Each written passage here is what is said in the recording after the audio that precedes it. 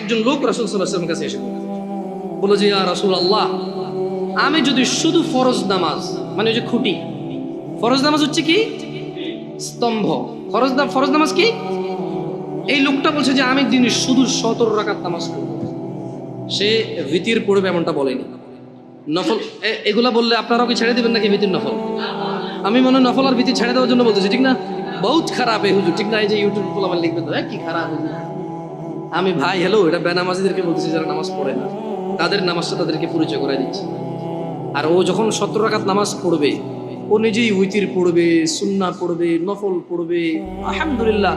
ওর যখন ভালোবাসা চলে আসবে নামাজের সাথে, ও নিজেই এই হুট করে বজু করে 2 রাকাত নামাজ এমনিতেই পড়বে ইনশাআল্লাহ।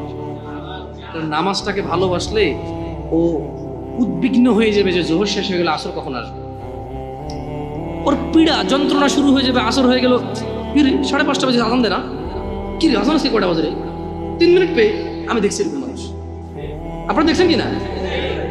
মানে হাঁটতেছি বলো যে কি রে 5:30 বাজে আজান দেয় নাকি দিয়ে দিছে। আমরা ওই ঘুরতে গেলাম আর কি, আমাদের এদিকে এলাকায়, যাক নাম বললাম না, আছে এখানে মসজিদে উপস্থিত আছে মাশাআল্লাহ। তো বলো যে জামশেদ আজান তো দিয়ে দিছে মনে হয়, এদিকে কোনো আজান শোনা যায় না। আমরা ওই যে একটা খাল বিল কিছু একটা পাড়ে ছিলাম আর কি, একটু মানবের বসতির একটু বাহিরে। তো আমার বললো যে না ভাই 5:30 বাজে আজান দিয়ে দিছে। না বললাম ভাই মোবাইলে আজান দিবেন, মোবাইলে আজান দিবেন।